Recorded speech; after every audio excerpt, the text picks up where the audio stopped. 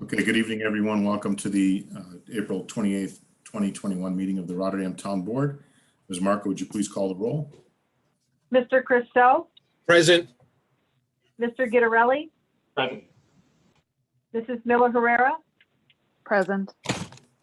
Mr. Signor, Present. and Mr. Tomazone. Present. 5 present. Thank you very much. And Deputy Chief, would you lead us in the Pledge of Allegiance, please? Yes. I pledge allegiance to the flag of the United States of America, to the republic for which it stands, one nation, under God, indivisible, with liberty and justice for all. Thank you very kindly. So, go right into Supervisor's report here. And just give me a moment here because I did something here just to read so that I do this appropriately. So first of all, I want to thank Councilwoman Samantha Miller Herrera for this. April is designated as the month of the military child. So many of us are wearing purple this evening, underscoring the important role military children play in the armed forces community. Wearing purple is a visible way and a sign for everyone to show support and thank military youth for their strength and sacrifices, particularly for those whose family members leave for periods of time to protect us. So we thank all military families and particularly the children, and we're thinking about them when they have a loved one who is away. Also, we will have our draft MS4 stormwater report on our website this week. The draft, we have the draft for last year is there. So if you're interested, you can see what that looks like. And there's a draft, the draft is contained here in the agenda. But the town of Rotterdam has prepared, and we will post that on the town website for public review and comment for the next 30 days. Any comments received will be incorporated into the final report, which will then be sent to the New York State DEC on or about June 1st, 2021 deadline. The final report will be posted on the Public Works page of the town website for the coming year. So you'll see that there. And at this point in the meeting, I would ask that we just turn it over to Mr. Lanero for a presentation on the map and plan for operation and maintenance activities associated with Sewer District 7. So Mr. Lanero, go ahead. Yes, good evening, and thank you. Let's see, so I need to share my screen here. Share screen.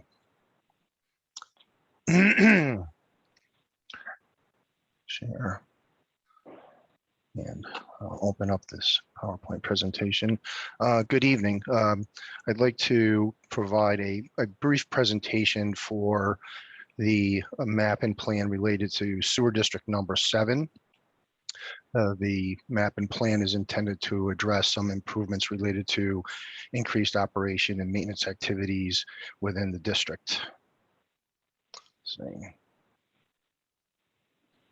The existing infrastructure within Sewer District number 7 was originally constructed in 2018 and 2019 as part of a betterment agreement with the New York State Department of Transportation.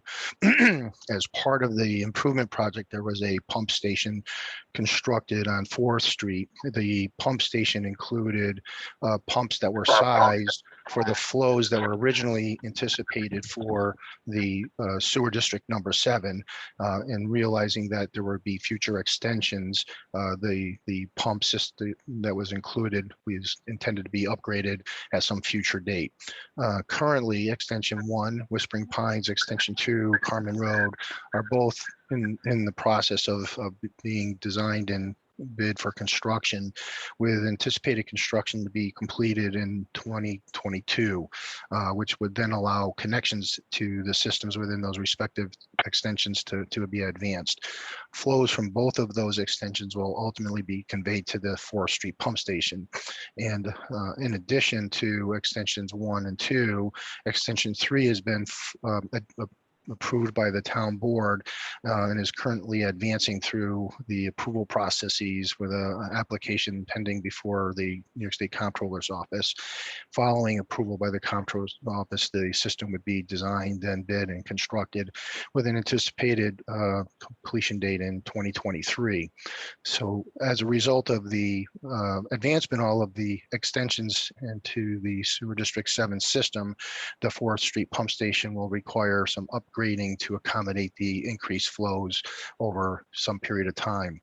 In addition, and based on some experience we have with the town's sewer district for the Highbridge area, the provisions for a permanent or dedicated pig launcher is anticipated to be included and planned to be designed and installed before the significant increase in flows from the system. Another item that was determined to be appropriate, and as a result of our experience with the Highbridge system, is there are several manholes that are part of the pressure system that have conventional covers. They do capture some surface water through the vent holes in those structures. Due to the frequency those structures are entered, sometimes there's a problem with the water accumulating in the structures, and that could have an adverse effect on the components within those manholes. So the implementation of covers with protective measures to keep the surface water from those pits are included as part of this project. To help a little bit further define the concept, this is a figure that shows the location of 4th Street off of Hamburg, right at the intersection of the 4th Street and Hamburg, and somewhere in this location would be the proposed location of a permanent pig launcher, which is a structure that would be used to send something they call a pig through the force main in a measure to clear that line when it needs to occur every several years. And the existing force pump station is located in this area, and this is the location of where the upgrades would be for the respective pump station. So the improvements that are currently covered include the clean out pigging manhole in the existing force main, installation of some watertight manholes at approximately 5 locations, furnishing a 60 horsepower submersible pump for the increased flows, modifying the existing pump connection system, the rails and the shoes to accommodate the new 60 horsepower pumps, installation of a generator, and the installation of a new electrical service for the increased power demands for the system. It should be noted that the existing pumps and generators will be salvaged for reuse within the town's existing districts.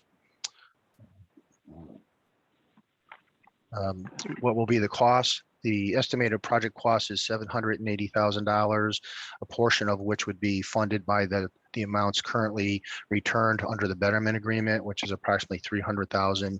This requires that an additional balance of $480,000 be bonded. So how does that get paid for?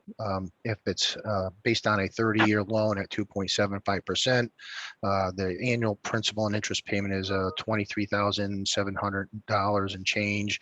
The debt would be, the annual principal and interest payments would be retired by all portions of the district that benefit from the improvements, which includes sewer district number 7, extension 1, as well as extension 2. So the total number of benefit units would be 1,143 EDUs. So that would result in a annual cost of $21 a year per EDU.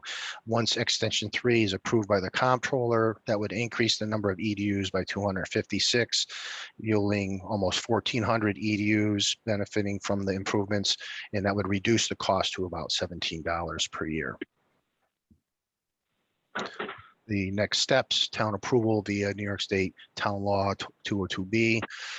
Note that the additional project scope is considered maintenance or repair involving no substantial changes in an existing structure or facility. It is still anticipated that the town will designate this action as a type 2 project under seeker, which is not subject to formal seeker review.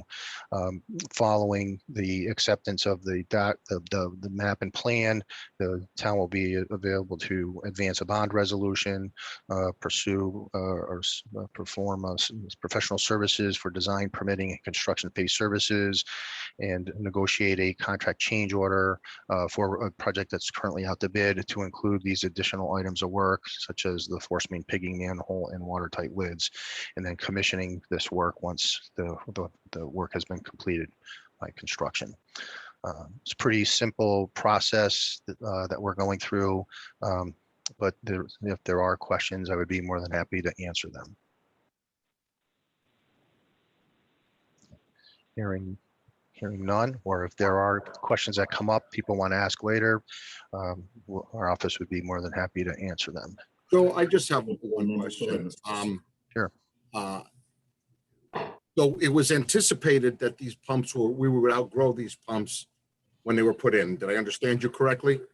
Yes. Yep. And it was not logical, only because I had an issue. I believe in the concept of migration path engineering. And when another project in Rotterdam was, was being suggested, and I had suggested a larger lift station, larger pumps, the DEC had a big issue with it. Is this one of the reasons why we did not size the pumps larger at that time to grow into them?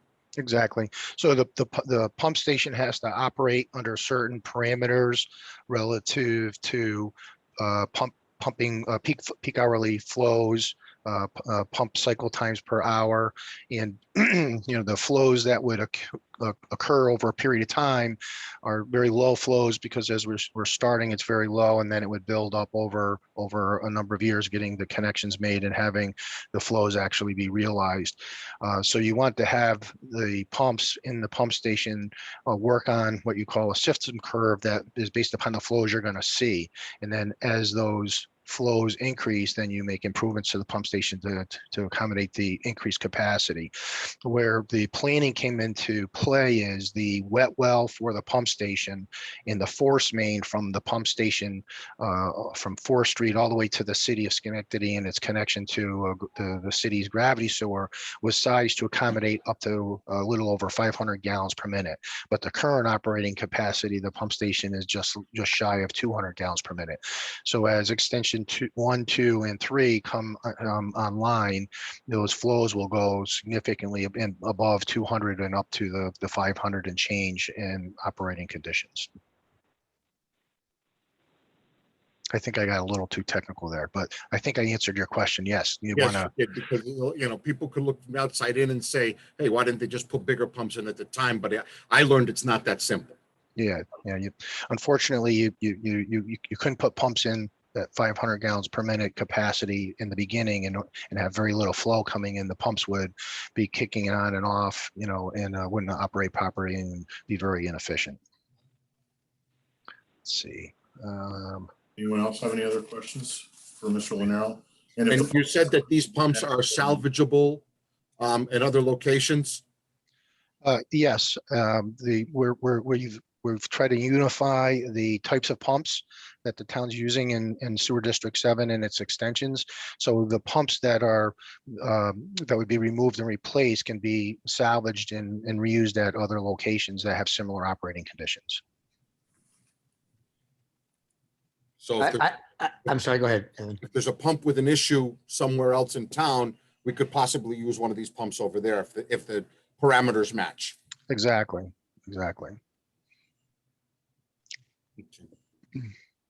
Any other board members have any questions here? What we'll do is if the public has questions. One question, Joe, did you talk to council member Miller Herrera about wearing purple today? I missed that notice. Well, it was on the agenda, Joe. I will do better next time. All right. Thanks, Joe. He is tough. Joe's had quite the week. Leave him alone. Joe, you're a good sport. It's been a long one. No worries. Lennero, thank you very much for the presentation this evening, and I would ask if you don't mind hanging around a little bit. Absolutely. And then we'll go through the rest of the agenda. Sure. Give you time to put something purple on, Joe. I'm going to look around the office. I'm sure I can find something. So I'll be right back. thank you. Yeah. So at this time, Ms. Marco, would you please read public hearing 1? map and plan for operations and maintenance activities associated with sewer district number 7. Okay. Is there anyone that would like to be heard this evening under public hearing 1?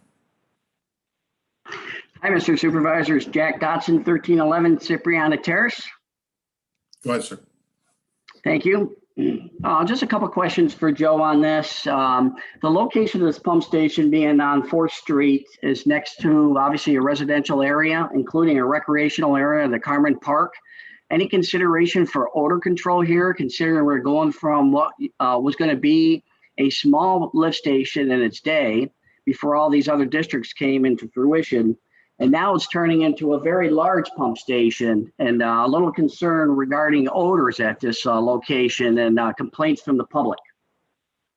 Second question would be, pumps are getting very large, 60 horsepower. As we know from an energy conservation standpoint, I'm hoping there's going to be a detailed efficiency analysis done on these pumps, because we know every pump is not the same, and long-term energy costs here are significant. Between 50 and 70% efficiency. Just a consideration. The generator that's going here, is it going to be a diesel generator or is it going to be natural gas? And then are you going to provide a critical grade silence on this, a hospital grade generator there, so the public does not have to listen to a generator run in the event that there's a power outage? If you can address those, I'd appreciate it. Thank you. Okay, thank you very much. Yes, I can answer those briefly. Go ahead. At the pump station location, there is a utility building that was incorporated into the initial design. Within that building, we included space for an odor control system if odor does become an issue. So there are provisions to include it if it becomes necessary. The pumps that are anticipated for these stations will operate on variable speed motors, so that we can optimize energy efficiency for those units. And the generator that is there currently is a diesel generator, and the replacement generator would be the similar manufacturer, just a larger unit. And we haven't had any issue with the diesel generator that's been in place for the last couple of years, which does exercise regularly. As you know, most generators have to be exercised on a routine basis to maintain their effectiveness when they aren't, engaged in a necessary way. So I believe we did have some issues with the generator there, though, if you recall, with the alarm going off because of the diesel fuel mix. Yeah, there was a mix issue, and I believe that was covered under the manufacturer's warranty for that. But I think what Mr. Dotson was referring to is when the generator operates, there's some generators that are just noisy when they operate. This is not one of those. Thank you very much. Anyone else under public hearing? Mr. Supervisor, could I just follow up with just one comment there? I think my question relating to the generator and the diesel is just sustainability, green and minimizing our carbon footprint with diesel as opposed to maybe natural gas. That was my question, knowing this generator is going to be there for 30 or 40 years or longer. Okay, thank you very much. Anyone else under public hearing 1 at this time? Anyone else under public hearing 1? I want to give folks a chance to unmute themselves in case they have something to say. Anyone else under public hearing 1? Okay, I'll declare public hearing 1 closed at this time. And we'll go into public hearing 2, Ms. Marco. To consider the adoption of local law blank of the year 2021 to amend the code of the town of Rotterdam, chapter 270, entitling zoning, article 14, entitled AO Aquifer District Overlay, section 133, entitled Standards for Approval of Prosperous Action. This proposed provision allows the planning commission to vary the number of parking spaces required under this code. We should have said proposed, sorry. Thank you. Okay, anyone like to be heard under public hearing 2 at this time? Yes, Mr. Supervisor, Jack Dotson again, 1311 Cipriana Terrace. this issue was discussed at a planning commission meeting that I attended, and originally it was in an aquifer overlay district, and I see within the agenda that there's a reference all the way through, okay, this meeting relative to that aquifer overlay district. But when I get into the details of what we're trying to do with the local law, it appears to apply to everything that the town planning commission would be doing. So I guess I'm just looking for clarification. It appears as though the agenda is saying one thing, the documentation in the back is saying something else. I did listen to the conversation at the agenda meeting, and I share Evan's position on this as well.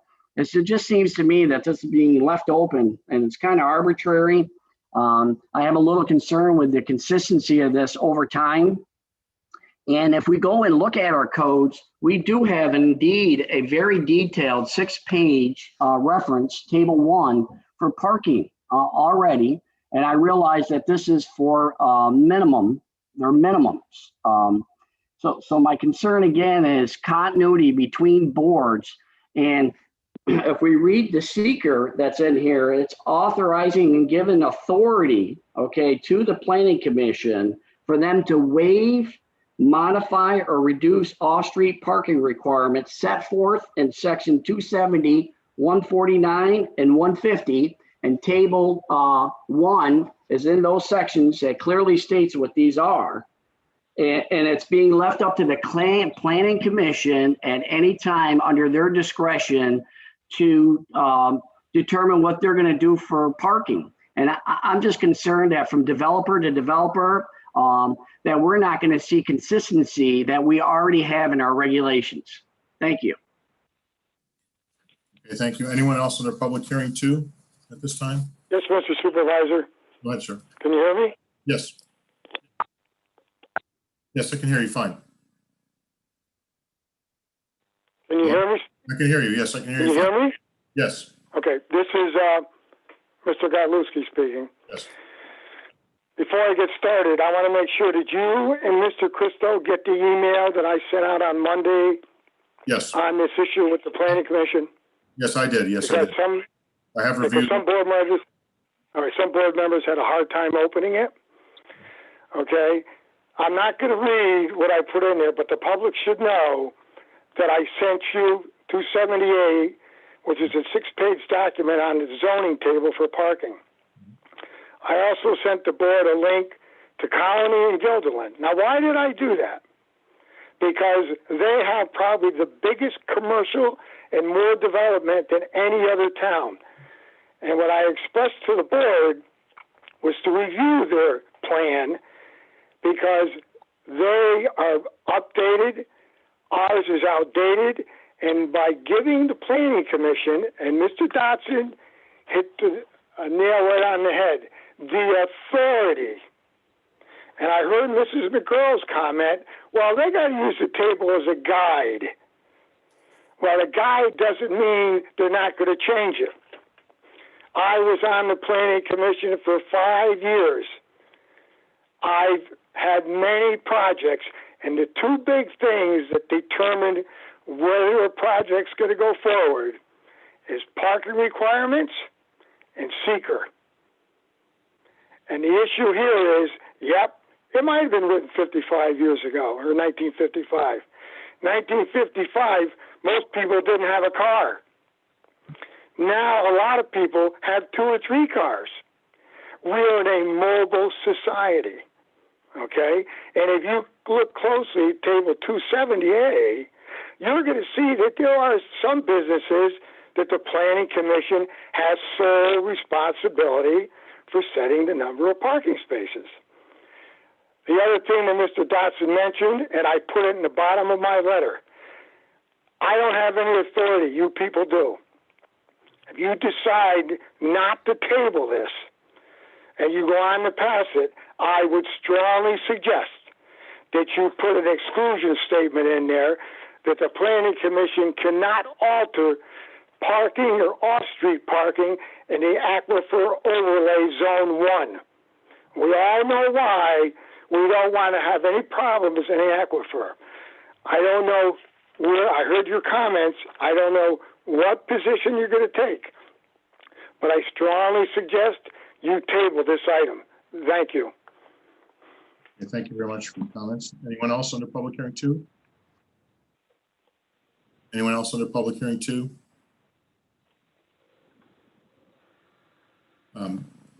So I'll just speak very briefly on public hearing 2 myself.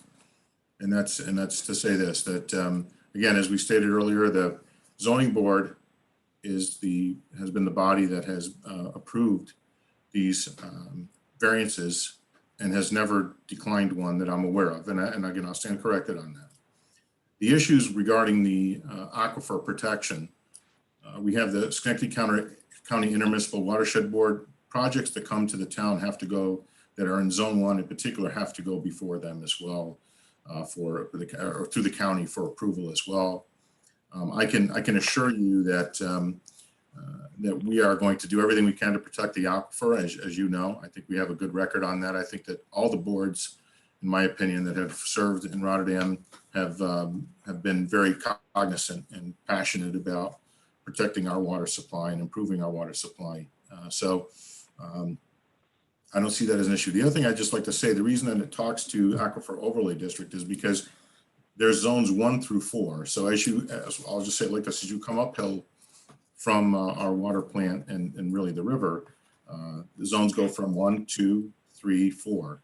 And so that's one of the reasons why this particular area, if you will, is also mentioned, or the code is mentioned there. So I'm confident in the Planning Commission that they'll do the right thing. I know that in looking and reading past comments from zoning board members and Planning Commission members when it comes to parking and number of parking spaces, they've always had, I believe, substantive conversations about the numbers of parking spaces and what they may feel from looking at that guidance, and also just from what the engineers on the town side, if you will, and the engineer for whatever project might be before their board and before the town. They take a lot of that stuff into consideration. When I say stuff, it's the ingress, the egress, where the parking is and where the project is, if you will, and where the parking number of parking spots that are necessary. And having said that, I don't think you're going to see you would see anywhere where you see a tremendous variance. In other words, like a reduction of 80% of the number of parking spaces or something. That just hasn't happened. So I'm not concerned there. I do believe that the Planning Commission has also a capable attorney in Mr. Tingley to guide them. And so having said that, that's my only public comments there. Anyone else on public hearing 2? Mr. Supervisor, if I may, Mr. Dotson again, just to follow up on that conversation, and I realize that you're talking about our water district. This originally came up in the junction relative to a development with Dollar General there, and there was concern there that there would be too much parking. So I just want to make sure that we're looking at this from the big picture, and it doesn't only include our district, but it includes the Junctions district as well. Thank you. It includes the Junction district. It includes the whole town in that. And the Junction is zone 1 of the aquifer. And again, those projects, anything that goes there goes before the county as well in the Intermunicipal Watershed Board for review. So, there are protections all along the way. The DEC obviously is very cognizant of the protecting our aquifer as well and our water sources. So I appreciate that, and I understand your comment. Thank you very much. Anyone else under public hearing 2? Anyone else under public hearing 2?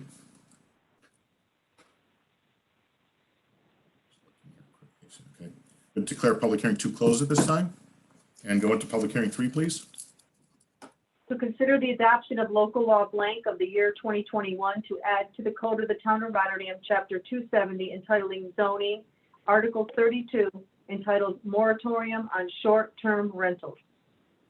Okay, anyone like to be heard on public hearing 3 at this time? I'd just like to make a suggestion. If Diane could read the local law, which may be helpful, it may answer a lot of residents' questions. You have 48 participants currently on your meeting. I don't have that, Kate. I just have a short. I don't know, does Steve have the long form? In the back. I've got to look that. Ms. McGurl, do you have that accessible? I to you? do. Would you like me to read it, or Diane, I can email it to you? I don't have it. I'll have to search for it here. Read it, because I don't have it. Sure, I'll go ahead. Draft Chapter 270, Article 32, Moratorium on Short-Term Rentals. Section 270-261 purpose, to prevent a rush to development, inefficient and ill-conceived growth to address a new kind of use prior to the town's completion of the new comprehensive plans, land use law evaluation, to prevent hasty decisions that would disadvantage all landowners and the public. The town adopts this moratorium to further the town of Rotterdam's long-range community goals. Section 270-262 definition, short-term rental. The lease of the subject property or housing unit for less than 2 weeks to a non-owner in an R1 one-family residential district. Section 270-263 duration. This law shall sunset from the date of adoption and filing with the New York State Department of State pursuant to municipal home rule law, so 120 days from the date of adoption. Section 270-264, short-term rentals prohibited. Due to the dire necessity to preserve the general welfare, character, and use and enjoyment of an R1 family residential districts, the short calculated timeframe prevents a community crisis of unallowed non-residential use in an R1 one-family residential districts of the town as the town completes its revision of the Town of Rotterdam Comprehensive Plan. Short-term rentals in the R1 one-family residential districts are prohibited. Section 270-265 relief. Landowners aggrieved by the passage of this local law may make an application to the Town of Rotterdam Zoning Board of Appeals for relief. Section 270-266 penalties for the offense. Anyone who violates this article or knowingly permits a violation of this article or any provisions thereof shall be deemed to be committed a violation against this article, and any persons convicted of such violation after investigation and trial shall be deemed liable for a penalty not less than $250 or up to 15 days in jail for a first conviction, $500 up to 15 days in jail for a second conviction, $750 up to 15 days in jail for a third conviction. Each violation and each day shall constitute a separate offense.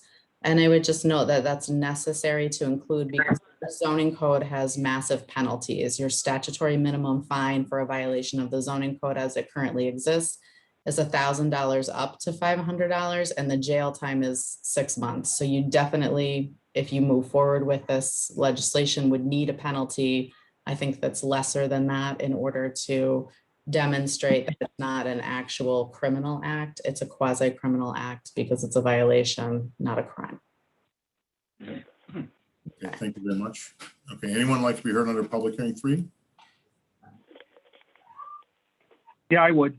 Sure, go right ahead. Say your name and address, please, for the record. This is Glenn Schwarm, and my wife Amber and I own Signature Home Buyers, and we currently live in Rotterdam on Newell Road. What I've got to say, Mr. Supervisor, is going to take me about 5 minutes. So with respect to everyone, let's just ask for 1 additional minute so I can get through what I've written out. We currently own 20 homes in Rotterdam, both long and short-term rentals. We have, literally poured our heart and soul into this town over the years. If you saw Monday's Gazette article, you know our position on short-term rentals. We started our first short-term rental over 18 months ago, directly across from our home to make sure it was a viable and safe business model. And that gave us a chance to work out all the kinks in our process. The revenue our rentals bring to this town is significant. For instance, the property taxes we pay, the jobs we provide, and the guests stop and eat in Rotterdam. We promote all local businesses like Price Chopper and Gabriel's and Bagels and Bakes and Johnny C's, Cusados, Tops, Via Port Aquarium, and so many more. As people, we fear what we don't know. So please let me explain as much as I can in the short time that I have here tonight. The guests who rent our Airbnbs are 80% here to visit other Rotterdam or local family members and attend events like weddings and graduations, anniversaries, birthdays, funerals, holidays, and more. The other 20% are people traveling here to work in the area. It's not a vacation or party destination, and they primarily travel here for a purpose. And this is important. We do not rent to local people to avoid parties. We learned that early on. The world is changing, and short-term rentals aren't going away. They're a great way to travel. Frankly, it's how we travel with our family. And I bet many of you use them too. Rotterdam offers very limited hotels, and respectfully, most aren't great places to stay. All of our guests are verified through Airbnb to be legitimate people, and they must provide ID, and they're rated by hosts like us. If you don't have a high rating, we won't allow you to stay in our home, period. They must agree to our house rules before check-in, and that includes obeying all local laws, no pets, no smoking, no parties, etc. We have beautiful homes. We plan to keep them that way. You know, our guests pay about $179 a night plus a $150 cleaning fee just to stay. So they're not homeless people. The best part is if they violate house rules, they're asked to leave on the spot. There's no eviction required. We didn't buy any of our current homes in an area with a homeowners association in place for a reason. We don't like homeowners associations, and we don't believe it's legal or ethical to add laws after the fact just because a few people stomp their feet and demand action, especially when no laws are broken and their only true complaint is, we don't like it. Well, guests who stay at our homes through Airbnb are not scary, as our neighbor claimed in her first article in the Gazette. She was quoted to say she was sick of it, when in fact our Sunrise home had only been in operation for 2 weeks when she called the town 8 times in one day to complain.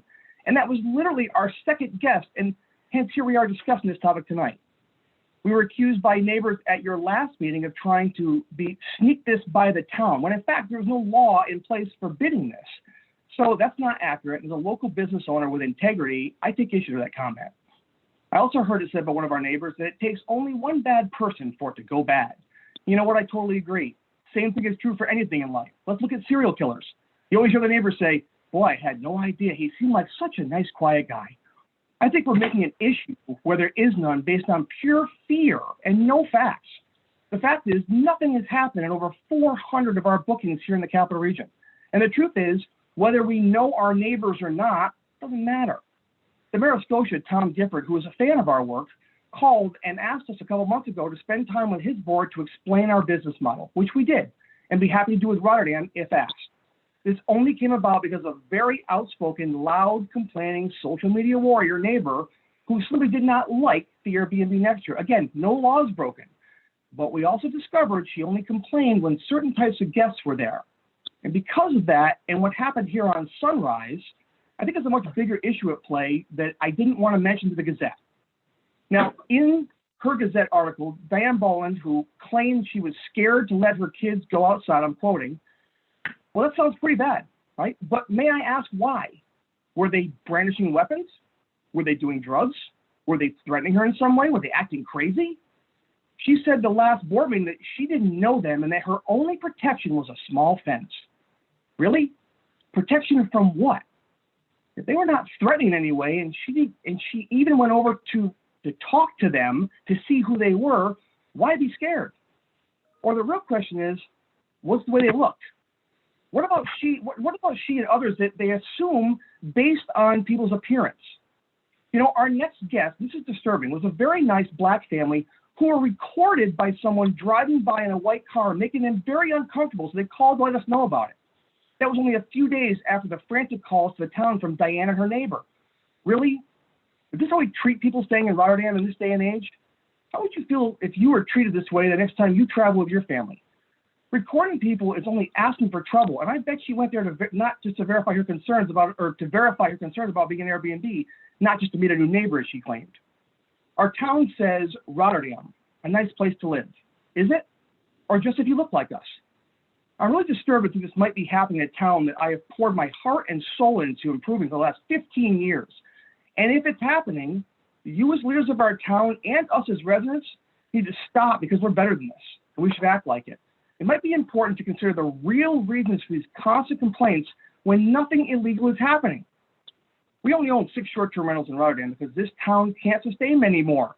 It's not that big of a business here because not that many people travel to Rotterdam.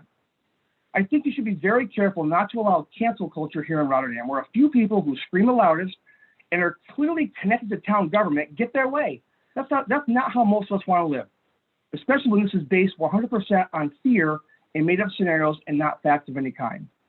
In closing, in my opinion, this has been blown way out of proportion on social media, where Diane started it, then out of the Gazette, and now here we are at our town meeting with a small group of outspoken neighbors who fear strangers and fear change. Take a minute and think about this. Our neighborhoods are already filled with strangers that we don't know. We pass them each and every day. How about instead of fearing them, we say hi to them, make them feel welcome. And please stop recording them and calling the town just because you don't like the idea of them, or because you talk yourself into being scared over literally nothing. Let's actually live by our sign's message and make Rotterdam a nice place to live for everyone, both short and long term. Thank you. Thank you, sir. Thank you, Glenn. Anyone else under a public hearing? Hello, Yes, go ahead, Steve. Can you hear- For the record, please. can you hear me? Yes. This is Diane. I live next door. And as I explained, I am in fear because one night I was woken up 1 o'clock in the morning to a fight in the backyard of 1171. No, I didn't call the police that night. Also, another evening, my neighbor across the street, I happened to be away that weekend, and they were woken up at 2:45 in the morning with a couple fighting in a car with their alarm system going. We may not have reported those two things, but they were disturbing. And I resent the fact that he's saying something about prejudice. There's no prejudice here. All I came to Rotterdam for a nice place to live, a residential area where you knew your neighbors. I know my neighbors. I know who lives in every house around me. And that's why I came here, to have a family-oriented neighbors. Now, for him to say that, I don't like not knowing who's there, you're damn straight. I don't like not knowing who's there, because who is there? You're not really checking people out. If something goes wrong next door, I have to call the police.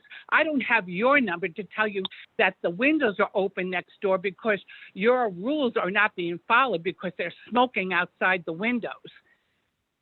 So don't come across like everything's perfect over there, because it's not. And I walked over there one day because I knew you were fixing up the house over there, and you did a beautiful job inside and out. So I walked over there to meet my new neighbors. Well, they weren't new neighbors, they were renters. I wasn't being nosy, I was just trying to be neighborly, meet my new neighbors. There was no sign out there or anyone ever said it was an Airbnb until this guy comes up with a truck, and I said, are you my new neighbors? He says, no, this is an Airbnb. And as far as the garbage goes, there was 5 men or something that came here one time. They left, they went to a party someplace, not at your house, but someplace. They came back, and when they came back with garbage. And they put it out front the day they left, with 2 barrels out there overflowing and some garbage on the ground. That garbage was there. The garbage cans were there for a week. The garbage was on the ground for like 3 days. They left Sunday. The pickup was on Tuesday. So it was out there for 2.5 days, and we had to look at their garbage. But you're not there to see all that. You don't know that that's going on. I do. Thank you for your comments. Thank you. Anyone else under public hearing 3? Yeah, I would like to speak. This is Yes, go ahead. Amber. Go ahead. Hello. Hi, No, this is Amber. Can you guys hear me okay? Let me take you off speaker. Hold on. Okay. Can you guys hear me okay? Yes, can hear you. Okay. This is Amber Schwarm. So, if I always try to put myself into other people's shoes and look at things from their perspective. And, if I'm Diane, I don't like change. I don't like the uncertainty of not knowing who's going to be there, who my neighbor is. So what I want to think about, though, is we should look at all sides of this and not take this really narrow approach to this. So, let's say that we fixed up the house and it was beautiful and we sold it to a new homeowner. There's no guarantee that homeowner is going to be a good person. There's no guarantee that they're not going to throw parties every single weekend. There's no guarantee they're not going to keep their trash out. There's no guarantee they're not going to be smoking pot in the backyard and it wafting over into your house. There's no guarantee of any of that. Since that article posted, I've had people send me private messages on Facebook and say, oh my gosh, I wish you'd buy the house next to me and turn it into an Airbnb just so I can get rid of my horrible neighbor. We had a person down the street from us that sold their house because they couldn't deal with the neighbor that they had it. So, you know, there's pros and cons to everything, right? And we're not saying that every single aspect of having an Airbnb is good, although I do think that the pros far outweigh the cons. Because if you know, heaven forbid, we get somebody that doesn't follow the house rules and that doesn't follow protocol, they're there for a few days. You're not stuck with them. You know, even if it's a long-term rental, you know, those rental agreements go typically from 6 months to 2 years, and then some people extend them past that. You can't get that person out of there easily. And our lovely, you know, Governor Cuomo won't even let you evict them right now. So we have people that aren't even paying their rent. So as a business owner, it doesn't make a lot of business sense for us to even continue those long-term rentals. But from a neighbor standpoint, you're stuck with them. You're stuck with them for a really long time, and you cannot force them to either sell their house if they own it or evict them if they're a renter. You are just stuck with them. With a short-term rental, at least it's only a few days, if heaven forbid you get somebody bad. And as far as these issues coming up, we don't want trashy neighbors. We don't want to be that neighbor. So if there are issues that come up, let's work on a solution together. Glenn and I started our business in 2007, and we created it with trying to create win-win situations for people. And we don't do that by fighting. We do that by working together and being collaborative. So if there's issues with the trash being left out front, or if people are noisy or whatever, let's find a solution to that. I don't know exactly what that solution is at this very moment, but when we started our Airbnb business in the beginning, there were a couple of parties. We don't want that in our properties. So we found a solution to really, really minimize and get rid of those kind of things happening. So let's find a solution to make it work and make everybody happy and make everybody comfortable. And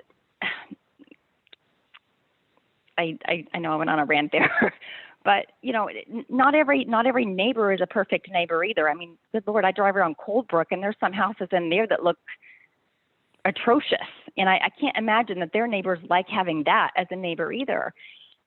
You know, and there was another thing I wanted to bring up as far as I wanted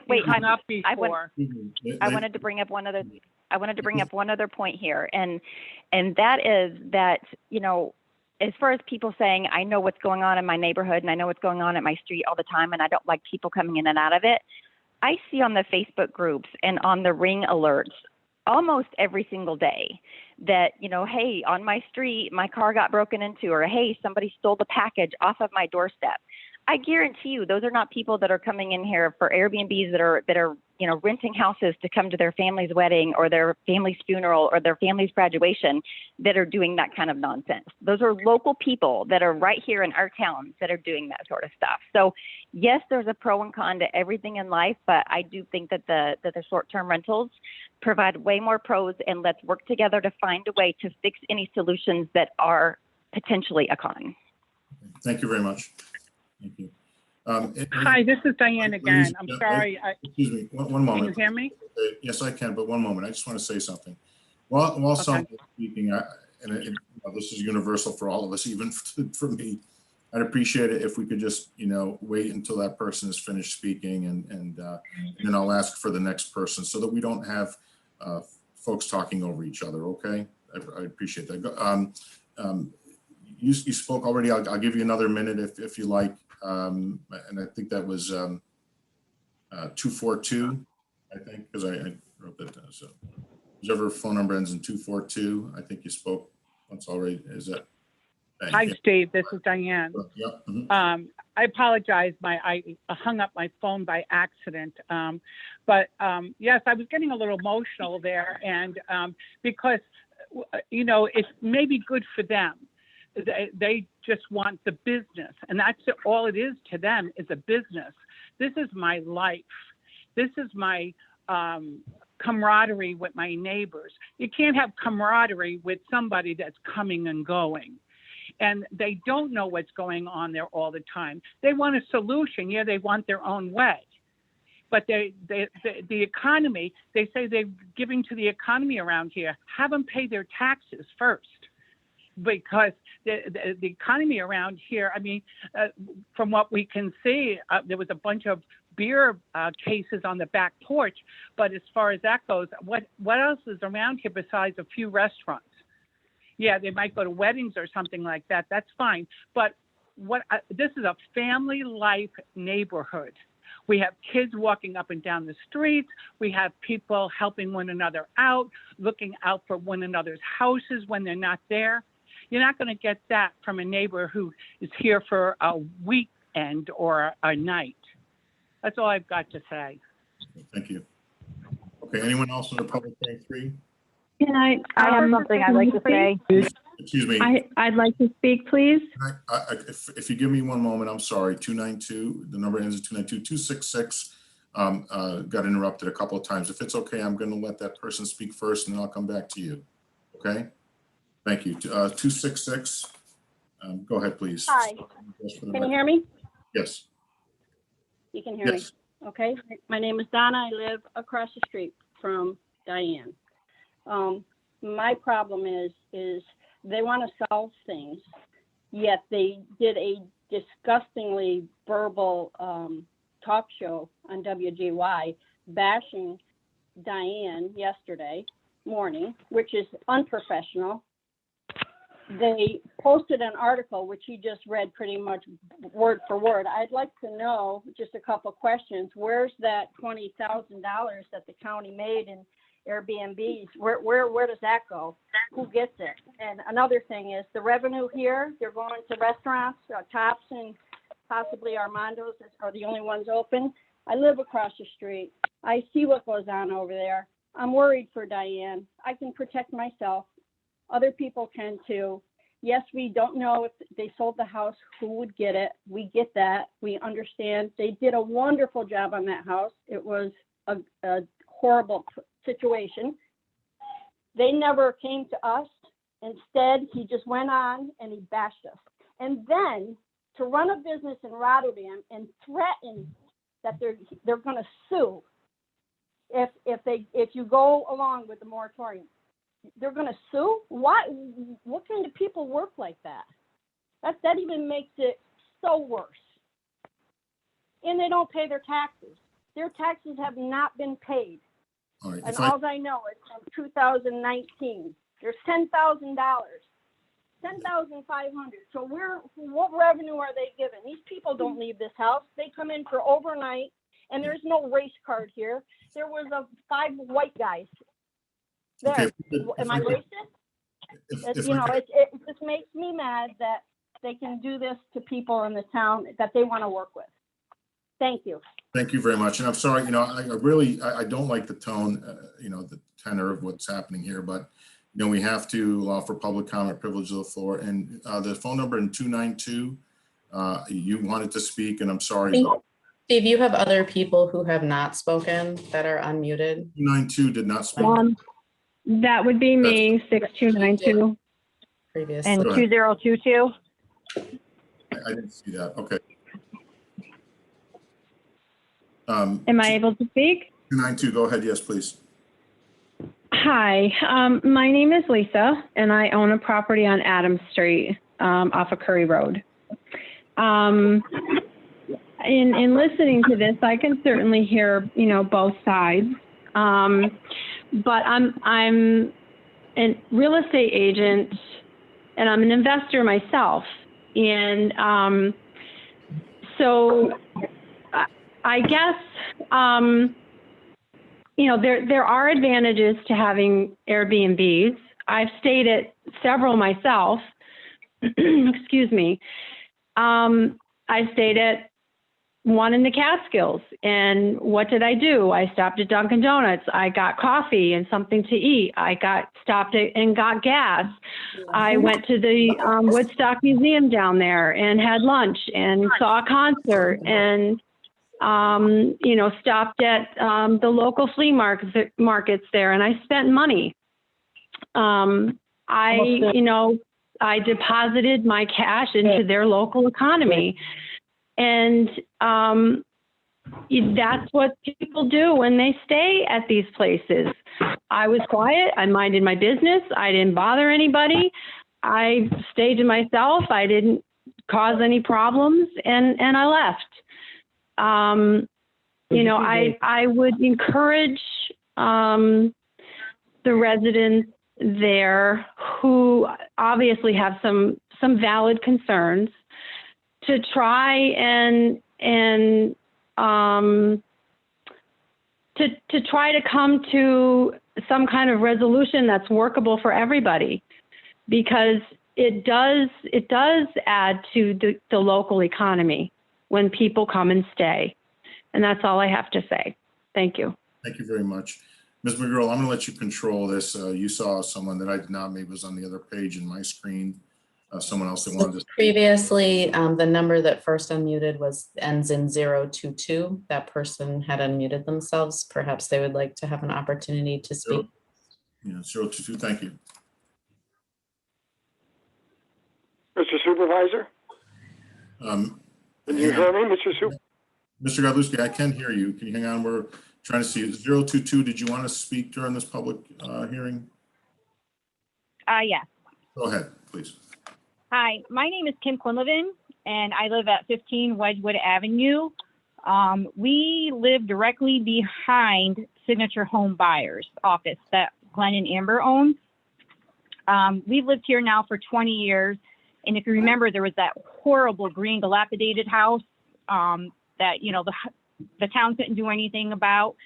And we were very fortunate. Glenn and Amber took that horrible structure and they made it into one of the nicest buildings here on Altamont Ave, which I'm sure helped increase the value of our properties here in this neighborhood. I feel that everything that Glenn and Amber have done in this community has enhanced our neighborhood. We have no reason to think that what they're doing now would not do the same thing. I'm sure they run a very safe and reputable business like they always have. Our kids have been in sports together. They played basketball. And I know when we travel, the first thing we look for are Airbnbs because they're so much homier. They're more welcoming. They're cleaner than most hotels. And that's where we prefer to stay, are at Airbnbs. And I believe that other families that travel here for whether it be sporting events, family affairs, whatever it may be, would prefer to stay in Airbnbs. As you well know, we don't have very many nice hotels here in Rotterdam. And my family and I, we back them 100%. And I believe Airbnbs, short-term rentals, should be allowed in our town. I just wanted to say that I back them 100%, and I believe they should be allowed to have Airbnbs. Thank you. Thank you very much. Thank you. And who's next? There was a person who unmuted themselves. Their phone number ends in 550. I asked them to unmute themselves if they wanted to speak. Yeah, 550. Yes, that's me. Go ahead. Yeah, my name is Josh Cuomo. I own houses in Coldbrook and one on Helderberg Ave. This really bothers me because, I mean, I'm not Glenn and Amber. I don't make $1 million. You know, my bills are paid through houses and through rentals. And, you know, a lot of people are shut down right now. A lot of people don't have other sources of income. I mean, this is going to destroy families that are already hurting, that are already lost their jobs, lost their businesses, possibly could lose their homes. And this is the only way that a lot of them are staying afloat. It's ridiculous to me that this is even being proposed. I understand the other side that people are, you know, don't want new people coming into their lives, but, you know, this is someone's house. You don't have any say as long as nothing's, you know, nothing illegal is going on, then I don't think the government should have any control over it. And I don't think the neighbors should, you know, that's their house. It's our houses. It's our livelihoods. It's our businesses. And, you know, not all of us are millionaires. Some of us are barely scraping by like most people, you know, right now. And this would destroy us. This would literally destroy our homes. And, you know, we would be out of a home ourselves. So, you know, it's really painstaking to me to think about it and put it into words. But, you know, I just think it's total governmental overreach. And I think it's ridiculous. And I think it's really short-sighted and cruel and unethical that anyone would even fathom the idea of taking money out of people's pockets in a time like this. Yeah, that's all I had to say. And I mean, this is going to come out if things go the wrong way for all these people. You know, this is going to be something that comes out on the next election, I believe. And that's all I have to say. Thank you. Thank you for your comments. Okay, and I know I heard Mr. Godlewski again at one. He was next, yes. Thank you.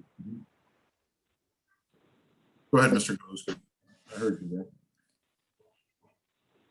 I sent him a request to unmute himself. Can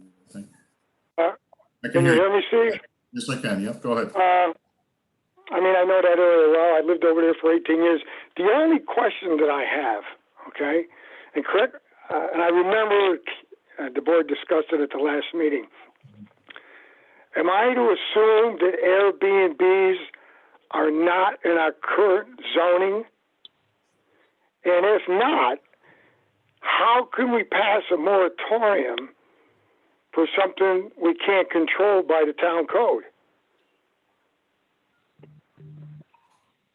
Oh, I believe. Did you want me to speak to that? Would you speak to that, Ms. Yeah, I mean, A moratorium is a police power that belongs to the municipality pursuant to not just municipal home rule, but also the zoning portions of the town law of the state of New York.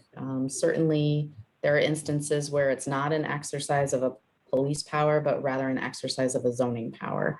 And depending on which form of governmental powers and abilities are triggered depends on how it's written, essentially. And so therefore, it's a zoning amendment to the existing code, which is why it's entitled Chapter 270, Article 32, because it is a portion of the zoning code. And so it's a legislation that continues on, right? And it's an interesting time, I would just note, in terms of this discussion, because you are very near the end of your comprehensive planning revision process. And so, the Comprehensive Plan Advisory Committee has had many meetings. Jackie has done such a wonderful job with her outreach to the community, going to various different events. It's really been a really interesting, thorough process. And so the appropriate forum of which to have this discussion is really within addressing it or not addressing it, depending on what the will of the board is within that comprehensive plan process. And so I think that, this isn't a moratorium where you're looking at a long period of time, potentially, if you were to move in that direction, because it really does need to be looked at as a part of your comprehensive plan. As to whether or not it will be allowed or not allowed, that is the appropriate forum, especially because it's being introduced to the board as a zoning amendment. Thank you. Okay, thank you. Thank you, sir. Anyone else under public hearing 3? Mr. Supervisor, Jack Dotson again, Cipriana Terrace. A question for the board. In drafting this moratorium, it's my understanding that you're limiting this to just the R1 one family residential. Was there a consideration to include more of the residential areas in the town, and why are you limiting it? I'm looking at a zoning map now. I see a lot of yellow, but there's lots of other residential areas in the town where this might apply. So I guess I'm wondering what the rationale is to just limit it. It seems arbitrary to me. Thank you. Thank you. I can answer that question if you'd like me to. Can we wait? Let's let the rest of the public go, and then if you don't mind. Okay. Anyone else on the public hearing here this evening? Public hearing 3? Steve Broussard had unmuted himself. Mr. Broussard, did you want to speak? I can see him. I don't know if you can hear. Mr. Broussard, did you want to speak, sir? The phone ending in 564 has unmuted themselves. Okay. Yes, this is Pam Rogers. I think I'm unmuted. No, you're on. Go ahead. State your. Okay, thank you. Because it keeps shutting itself on and off, so I apologize. I would like to speak. Ms. Rogers. I've been an Airbnb renter in the past, and I know somebody questioned how much these people are looked into, and it took me 2 months to get approved, so I know that they look into who's renting from them. I didn't even know that we had Airbnbs in our town. Otherwise, I would have had my family using them a long time ago. Because if they come to visit me, we have to get them a hotel that's not even like really clean and decent in downtown Schenectady, or the best place other than that is Wolf Road in Albany, which is it's a good travel. Having some place to stay locally and having a nice home to stay in, like Glenn and Amber have been able to provide, I think would be a wonderful thing. And as a B&B renter in the past, when I do go to other places, I go to their restaurants, I go to their stores, whether it be Walmart or a privately owned shop to buy gifts and whatever. But I really think it's a good benefit to our town to have these Airbnbs open. And now that I know that, and hopefully if they don't get closed down, I would be renting from Amber and Glenn in the future. So I am definitely against banning these Airbnbs, banning this moratorium that you guys are proposing. I think having these Airbnbs in our town would be beneficial. That's all. Thank you. Thank you. Okay, anyone else on the public hearing 3? Hello? Yes, go ahead. Yes, my name is Ruth McFarland. I live on Santa Lane. And I just want to kind of reiterate what a few other people have said, that I just don't want to see our town get rid of any longer short-term rentals. It allows people the chance to live here when they're not homeowners. And some are here just to sample the town to see if they'd like to live here, or maybe they just want to get closer to their family. I think if it can be done correctly, that these places are great places to stay when you're visiting your family, you're coming into town for work. It's nice to have a place large enough for your family to eat meals together, to watch TV together, to be together, as opposed to some small hotel room. I know for our family, we're a big family, and so when we go out of town, we stay at Airbnbs because we're often told we need to take up two hotel rooms. We'd have to pay a reserve for 2 rooms. So I just think they're great, affordable, and they're safe. And I think it's a great thing to have in our neighborhood. They love, I don't know who was speaking before, but I was just kind of felt his heart when they were talking about in this day and age why you would do that to any companies who have been suffering, especially in this year, 2021, people trying to keep up, trying to get back on their feet. And I can't imagine that we would ever want to take that away from anyone. I think that would be just absolutely horrible. So I really hope you consider what everyone's saying here. We don't want cancel culture. We don't want to just say, okay, no, we just don't like how these feel, and so we're just not doing it. Really hope that you take these things into consideration. I mean, same thing. You go into other towns, you go and stay. For the most part, people go and they just mind their business. They go and they're just happy to have a clean, safe, big place to stay for their family. Kind of the way that things are going these days, and I hope we keep them. And Glenn and Amber and others, they run great businesses around here, and I think they should be left alone to do what they do best. So I'm highly in favor of keeping them, and that's all I want to say. Thank you. Okay, thank you for your comments. Okay, anyone else under public hearing 3? I would like a chance to go if that's okay with the board. 708, go ahead. My name's Nate Ryan. I'm over at 2725 Edgewood Avenue in Rotterdam. I just wanted to talk for a couple of quick minutes.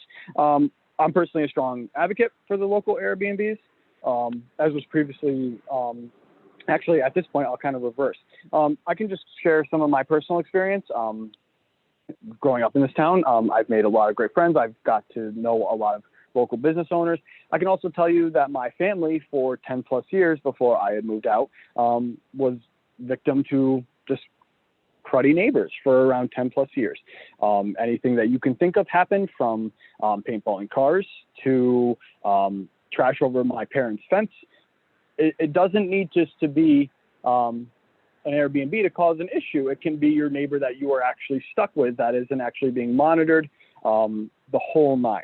While I can understand the frustration of long-term rentals, the proposal for the delay on the short-term rentals, in my personal opinion, would not be beneficial to our town at this time. Having stayed at multiple Airbnbs with my wife, I've always had a pleasant experience. We've always been vetted beforehand with personal reviews. We've been able to review the person renting it to us. We've stayed right next to other Airbnbs and have never personally had an issue. Now, while I'm sure that issues happen, I can assume that they are few and far between if monitored correctly. And these property owners, they strive for good reviews. If they do not get good reviews on their property, they're not going to come back. and vice versa. It's also money that's going to just local businesses that we all know right now could absolutely use it. We're talking Brown Bag. We're talking even a little bit bigger like Price Chopper, day passes to Crunch or Planet Fitness just to get a workout in. In between that, maybe great situation where a wedding could be happening, or a not so great situation where you might have to come back into town for a funeral. I personally support these. And I would also just like to mention before I end my time with the board tonight, if you're not aware of how these meetings work, if you're not muted, we can all hear you. So we did, I am not by myself. There was a laugh during while Mr. Schwarm was speaking. It's disrespectful. Please mute your phone if you do have a comment that you want to say amongst yourself. Thank you for the board for the time tonight. Okay, thank you for your comments. Thank you. Okay, anyone else under public hearing 3? Shh, baby. Anyone else under public I hearing? don't see anyone else that's unmuted. Yeah, I would like to make a comment if I can. Go ahead, sir. Yeah, my name is David King. I am at Crestwood Drive, excuse me. I've been in Rotterdam for probably the last 10 years. Love the town, love the family feel of it. But I also love Airbnbs. I've stayed at Airbnbs when I've had to go out of town for family issues that I'm dealing with right now. And it's a nice place to stay.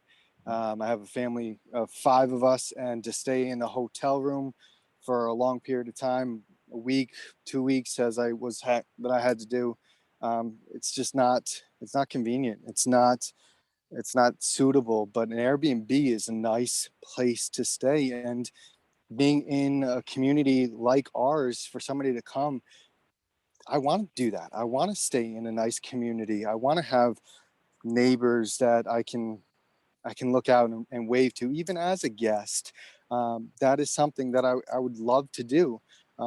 And as a homeowner in the town of Rotterdam, and a person that is looking to further have real estate investments to help support my family, I don't think that should be something that our town comes against.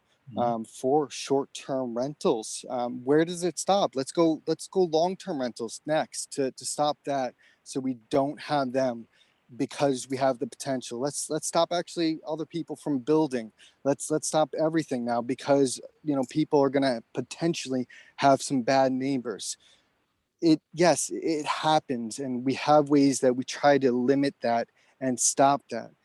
But we also have people that are trying to make a living, are trying to support their families, are trying to do the best for their community and help bring some more business in for Rotterdam, to have a nice place to live, to have a nice place to stay for not only ourselves, who are residents of Rotterdam and love our town, love our school districts, but also to have visitors, family, friends come and be in a nice neighborhood to visit us when we may not have space in our own home to put them up, or our local Super 6, Super 8. I mean, those aren't the best motels to have, our friends or family stay in.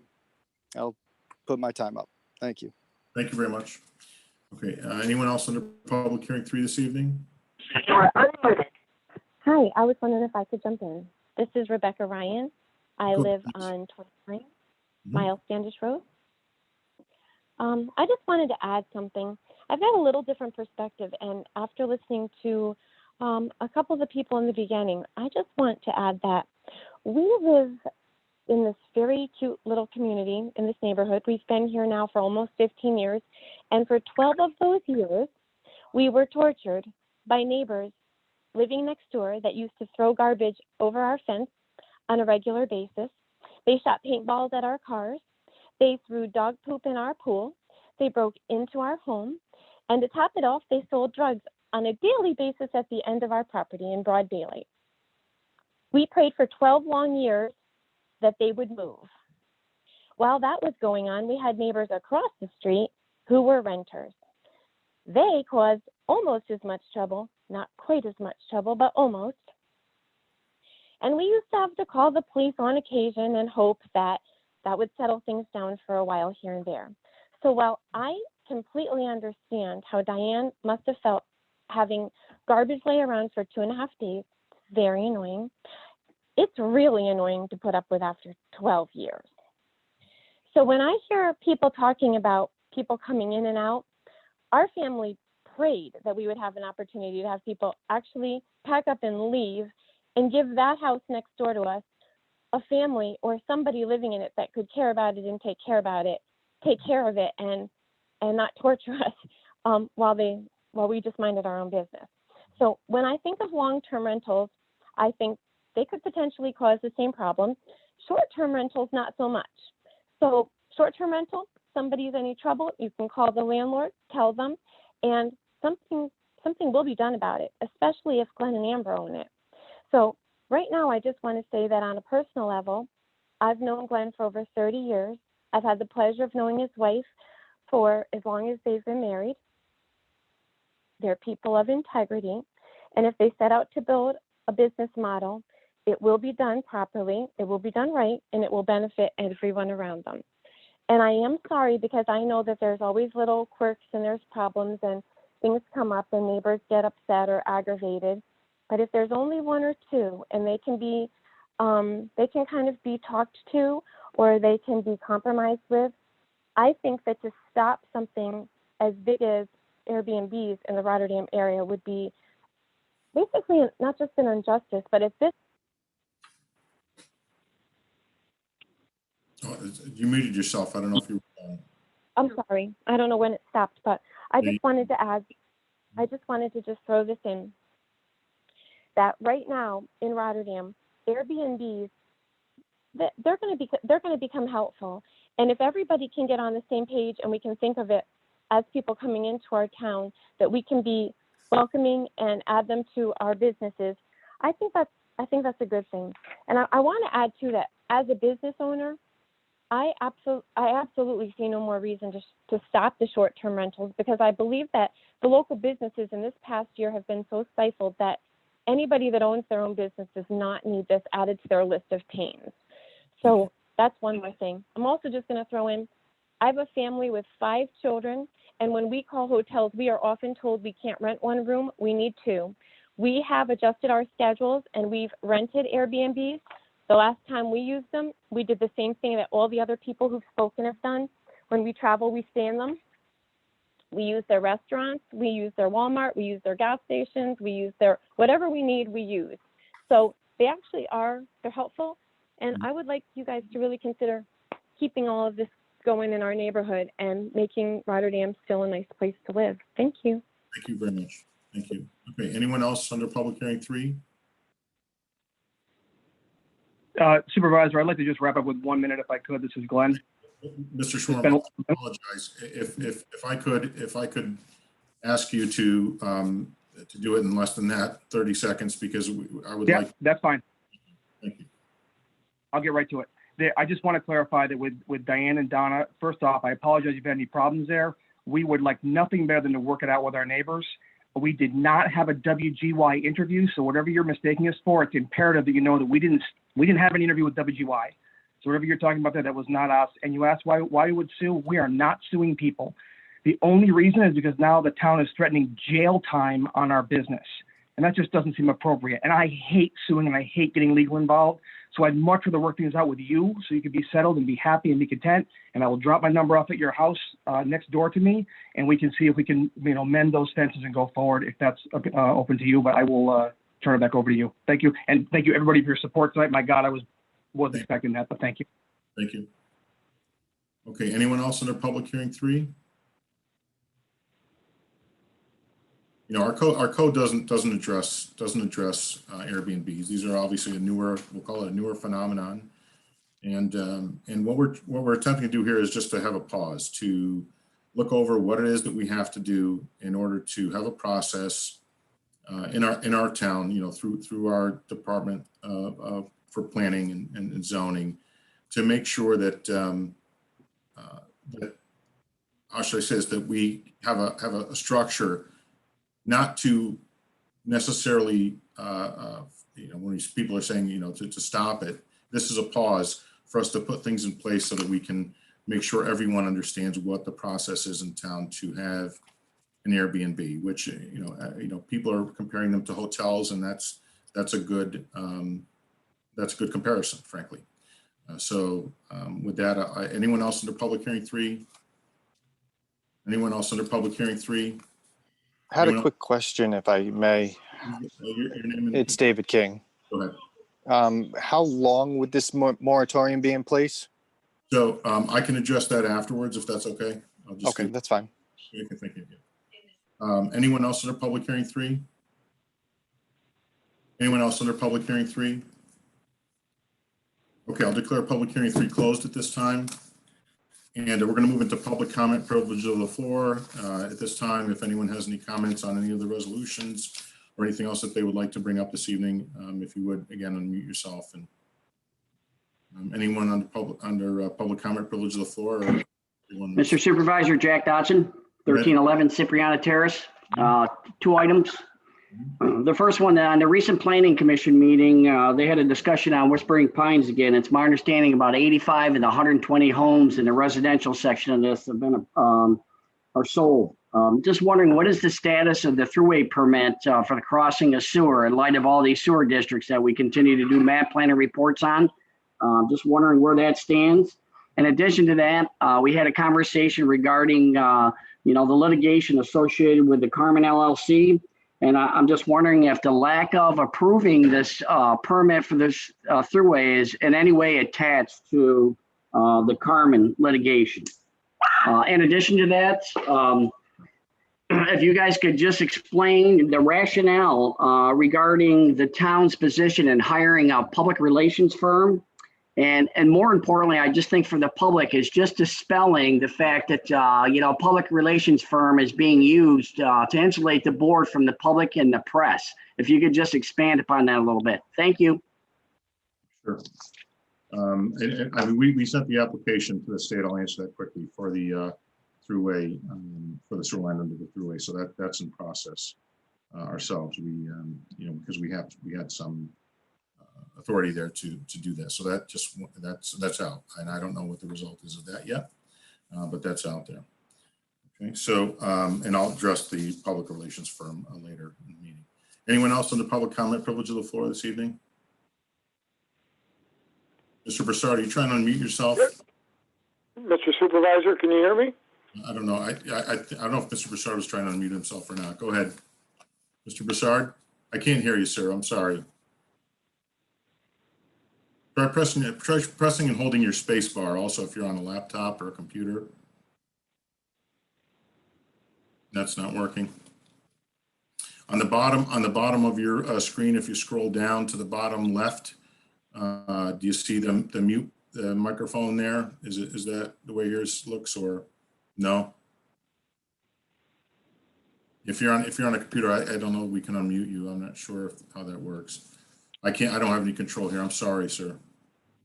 You want to come down the street to my house? I'm upstairs. You can come over because, you're just a couple blocks away. If you want to come over, you can do it here. I'm sorry. I seem to have trouble there. Anyone else under public comment privilege of the floor? I think I heard Mr. Godlewski. Again, anyone? This is Mr. Godlewski again. Go ahead. Question on the residency. Okay. I see that my words fell on deaf ears the last meeting, but I understand that. Drop down to the requirements for the controller. Okay. And I point out it specifically says town controller. All right. And it supersedes New York State Town Law 23, which basically says the controller has to live in the town. You appointed Mrs. Greenwood as the director of finance. Okay? That's not the same as the town controller because we still have a town controller. That's correct. And the point I'm making is, if that's the case, the way you've written this, Mrs. Greenwood does not live in the town by law. The next thing is this. Let me just ask my question, Steve, then you can answer. Okay? Now, I don't have a job application for this next individual. This individual was hired last year and made full-time in January, and her name is Sharon Tallman. I asked you at last meeting whether there was any waivers, and you told me there were none. Now, to the best of my knowledge, this individual has lived in Scotia for a number of years. Now, was she given a waiver? Or how did, because I know on the application that the residency is on there, and it says you must meet the residency requirements. So unless you have information I'm not aware of, as far as I can tell, she hasn't lived in the town and she does not live in the town. So if you could address those items, I would appreciate it. Thank you. Thank you. Okay, anyone else in the public comment privilege of the floor? Anyone else in the public comment privilege of the floor? Anyone else in the public comment privilege of the floor tonight? Okay, I would ask that we go into the resolutions. At this time, we'll close the public comment section of the meeting. Ms. Marco, would you please read the first resolution? A resolution adopting local law number 1 of the year 2021. Okay, may I have a motion, please? Supervisor, I make the motion. Motion by Mr. Christou. Is there a second? I'll second. Second by Ms. Miller Herrera. Anyone on the question? Okay, Ms. Marco, would you call the roll? Mr. Christou? Yes. Mr. Gittarelli? Yes. Mrs. Miller Herrera? Yes. Mr. Signor? Steve, you're muted. Yes, sorry about that. Yes. And Mr. Palazzo? Yes. 5 yes. Okay, resolution passes. Next resolution, please. A resolution appointing a police officer. Okay, may I have a motion, please? I'll make this motion, Mr. Supervisor. And Mr. Christou, is there a second, please? I'll second. Second by Mr. Signor. Anyone on the question? I would just like to welcome Mr. Furman, but I'm being a little bit premature here. But no one on the question. Ms. Marco, would you call the roll, please? Mr. Christou? You're muted, Evan. Yes. Mr. Christou? Yes. Okay. Mr. Gittarelli? Yes. Mrs. Miller Herrera? Yes. Mr. Signor? Yes. And Mr. Tomazone? Yes. 5 yes. The resolution passes. Deputy Chief, anything, Mr. Furman, you want to? Yes, I'll just say that we were filling a one police officer position. As part of that process, we interviewed 3 lateral candidates. Mr. Furman was one of those candidates and the one we chose. We did background investigations on all 3 of those. Mr. Furman worked for the Fulton County Sheriff's Department for the last 4 years. And for the last 2 years, he has been working in the capacity of a corporal, which is a supervisory position. Mr. Furman, I will now read you the oath of office. If I could just have you raise your right hand, please. I state your name. Robert M. Furman III. Do solemnly affirm. Do solemnly affirm. That I will support the Constitution of the United States. That I will support the Constitution of the United States. And the Constitution of the State of New York. And the Constitution of the State of New York. And that I will faithfully discharge. And I will faithfully discharge. The duties of the office of police officer. The duties of the office of police officer. According to the best of my ability, so help me God. According to the best of my ability, so help me God. Congratulations to you and your family. Thank you. Congratulations. Yes, congratulations. Thank you, Deputy Chief. Thank you. How'd that Richard Giordino treat you, all right? Very good. Okay. Former judges and Do you sheriffs. still have that Napoleonic complex, or is it just me? Steven Signor. Still does. Never ceases to amaze me. Thank you all. Welcome, sir. And Thank you. Congratulations. Thank Thank you you very very much. Supervisor, does Mr. Signori get a stipend for town comedian or no? I'm not going to go there. Thank you very much, and I'm sorry that it's in this, again, in this forum, that we have to do these things. We really do like to, especially, swear people in and also, welcome new people who work for the town, new employees in a very public way, in a very personal way. And this is the best that we can do at this time. So I appreciate your coming on board. Thank you very much. Of course. Thank you very much. Thank you, Deputy Chief. Thank you, Town Board. Thank you. Okay, Ms. Markle, next resolution. A resolution appointing an account clerk. Okay, may I have a motion, please? I'll make a motion. Motion by Mr. Guidarelli. Is there a I'll second? second it. Okay, second by Mr. Christou. Anyone on the question? Okay, Ms. Markle, would you call the roll, please? Mr. Christo, Yes. Mr. Guidarelli, Yes. Mrs. Miller Herrera, Yes. Mr. Signor, Yes. and Mr. Tomazone. Yes. 5 yes. So I would like to, I don't know if Biagina Wickham is on this evening. If you are, you can unmute yourself and say hello. If you're not, we're going to welcome you anyway, and welcome to the town. Wish you success, and we'll see you at the comptroller, or when I say the comptroller's office, benefits area, probably tomorrow to pick up some paperwork. So thank you very much for coming on board. Resolution passes. Next resolution, please. A resolution appointing a carpenter. Okay, may I have a motion, please? I'll make the motion. A motion by Mr. Christou. Is there a second, please? I'll second. Okay, second by Ms. Miller Herrera. Anyone on the question? Ms. Marco, would you call the roll, please? Mr. Christo, Yes. Mr. Guidarelli, Yes. Mrs. Miller Herrera, Yes. Mr. Signor, Yes.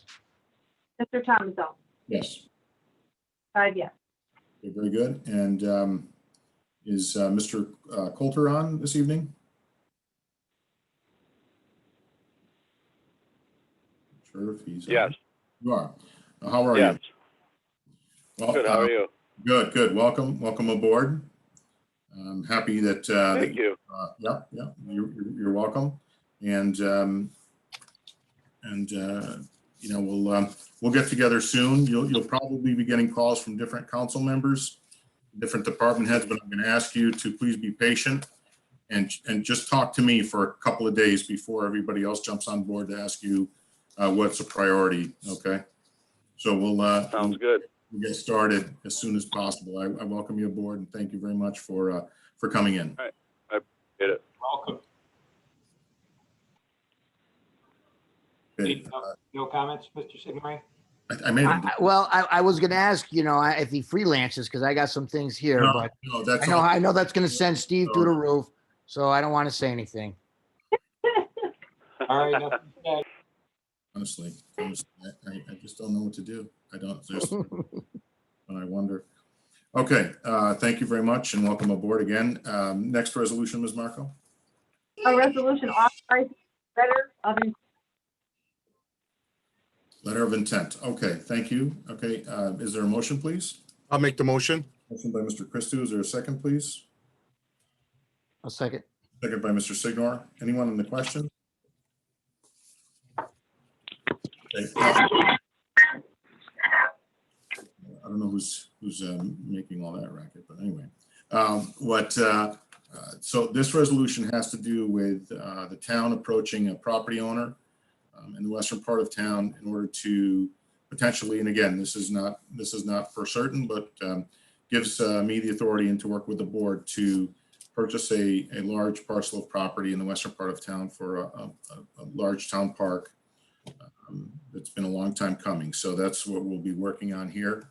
So I appreciate the motion by Mr. Christou and a second by Mr. Signor. Is there anyone else in the question? Okay, Ms. Marco, would you call the roll, please? Mr. Christo, Yes. Mr. Guidarelli, Yes. Mrs. Miller Herrera, I abstain from this vote. Mr. Signor, Yes. and Mr. Thomasson. Yes, One abstain, 4 yes. very good. Thank you very much. Resolution passes, so we'll move forward there. Now, under consent agenda, we have several resolutions. Mr. Supervisor, if I may, before we get to the consent agenda, I'd like to read something that I've been writing here for the last few minutes, and then I'd like to make a particular motion. Okay. Going back to one of these resolutions, I want to first thank both Glenn and Amber Schwarm and the neighborhood residents for their passionate input regarding Airbnbs within our town. Mr. Schwarm makes one good point. It is true, short-term rentals, just like, transportation services like Uber and Lyft, they are here to stay, and they're only going to grow. They're clearly part of the local community and the local economy.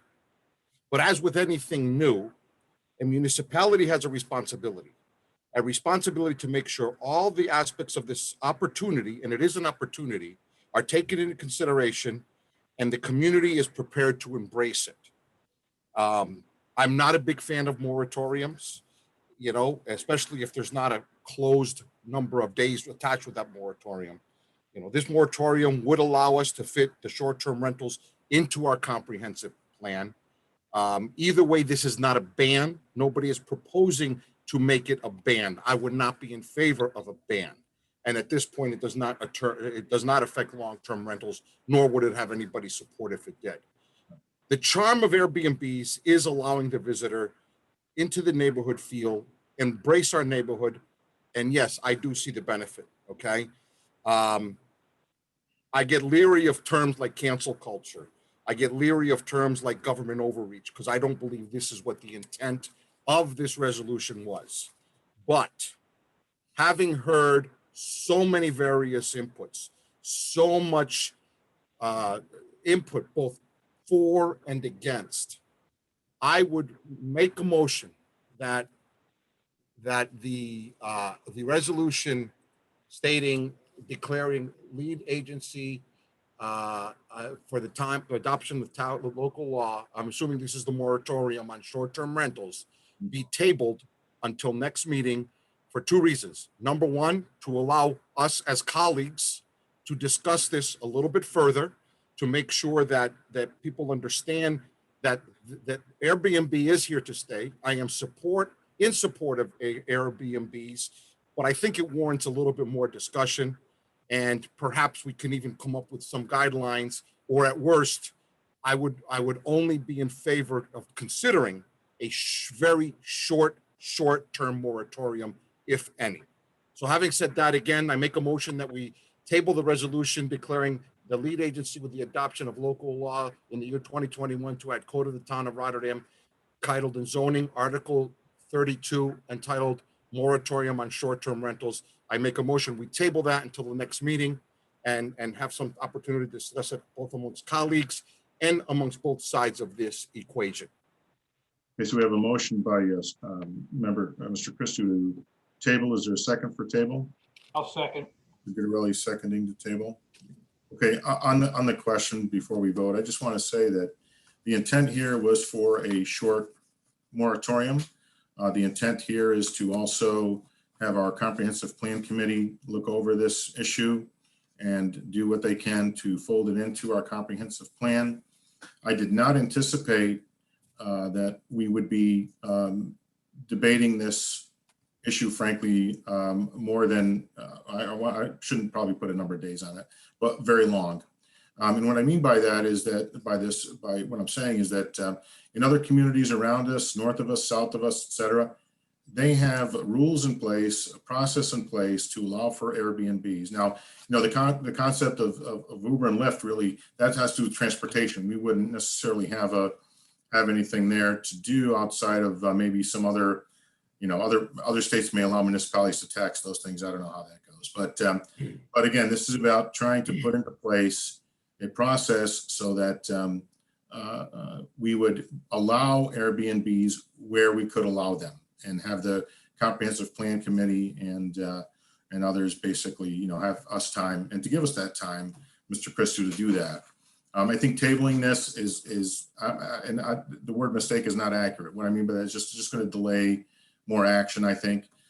What I'm going to ask you though, and I'm going to just tell the board, I'm just going to say this publicly here. I'm going to, tomorrow I will, talk to the engineers that are working on our comprehensive plan and try to do what we can in a shorter period of time here to do something to address this all the way around. That's what we're trying to do here. I also, one of the things I just want to say publicly is that the board members know how I am, and what I mean by that is this particular issue is that when someone tells me or says to me in some way, shape, or form that they may litigate against the town, I can't speak with them anymore, and I know that may be difficult for some people to understand. But what I have a duty to the town, as we all do on this board. We have a duty to make sure that we're not only protecting our residents and doing what we have to do for improving our quality of life here everywhere, but in that all goes into making sure that the town is protected as an entity. So, so if there's a situation where people may be out there saying that I don't call back or I don't do things, that's the reason. It's not because I am trying to avoid anyone. It is because when you say you may sue the town, I can no longer have a discussion with you without the town attorney present. So anyway, having said that, we have a motion by Mr. Christou and a second by Mr. Gittarelli to table. Is there anyone else on the comment here? Okay, Ms. Marco, would you call the roll for table of that resolution? Table. Yeah. Mr. Christou? Yes to table. Mr. Gittarelli? Yes, to table. Mrs. Miller Herrera? Yes. Mr. Signor? Yes. And Mr. Thomasson? So I'm going to vote yes to table because we'll bring this up at our next meeting. The reason I'm doing that is because I want to give deference to the board members here, but know that when it comes to issues that are important across the board for the town, and again, updating our comprehensive plan is an absolute necessity here. And we've been working on that now for better than a year here. We're concerned about the vitality of the town and no question. I don't want anyone to misinterpret any comments here. I also do not appreciate, and I mean this sincerely, I do not appreciate when people make accusations that are unfounded and frankly disturbing. And having said that, I'm going to vote yes to table until next meeting. 5 yes to table. Okay, so we're going to table that resolution until the next meeting. Is there any other action here under the consent agenda that the board is looking to do before we move to a consent agenda? Mr. Supervisor, I make a motion to take the rest of the consent agenda items and vote them as a single consent agenda vote. Okay, so we have a motion by Mr. Christou. Is there a second, please? A second. Second by Mr. Signor. Anyone on the question? Okay, I want to mention very briefly a couple of things. We're moving to approve the zoning for the former, if you will, the former Joe's Pizza Place. And that's bringing that into compliance with its use and with our Main Street, if you will, with our zoning language that we have within our code for Hamburg Street and other areas. We're working on, we're going to be passing the residency law to allow us to hire from outside the town for positions within our community. We are, so we have a memorandum of understanding with Schenectady County. We're moving with the entire county, our police department, fire, Maddox, across the county, the emergency services, everyone that's eventually here will all be on the same system for communication, which is a godsend. And so for anyone who's been out there in any way working in emergency services and with our police department, they understand what I'm talking about when you can't hear what someone's telling you on the radio. This will alleviate that. It's a long time coming. And what I mean by that is the county's done a great job at moving this ahead for the last few years. So I want to commend the board also for the actions we've taken in the past there.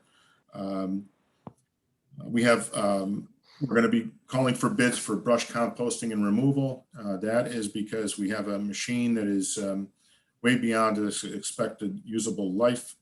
And that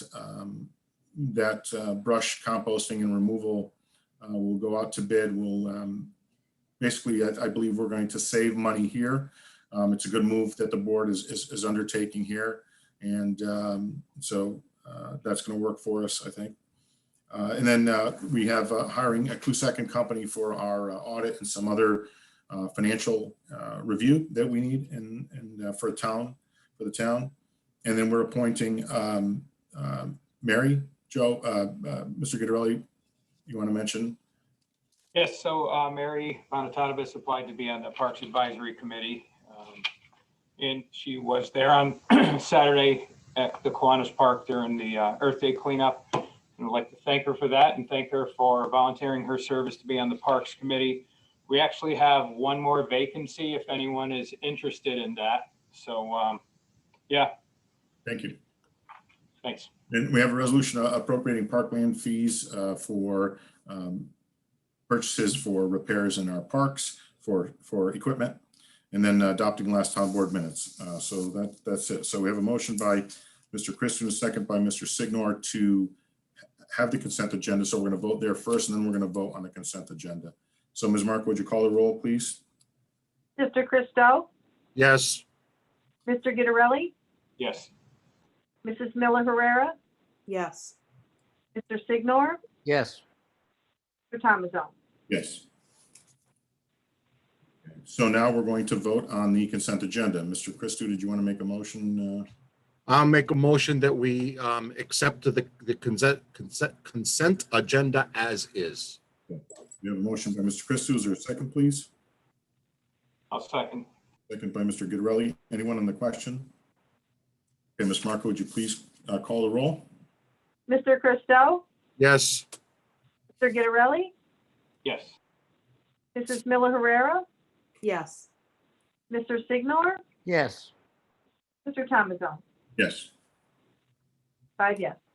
Thank you very much. All those resolutions pass. Under committee reports or miscellaneous, does anyone on the board have anything they'd like to mention this evening?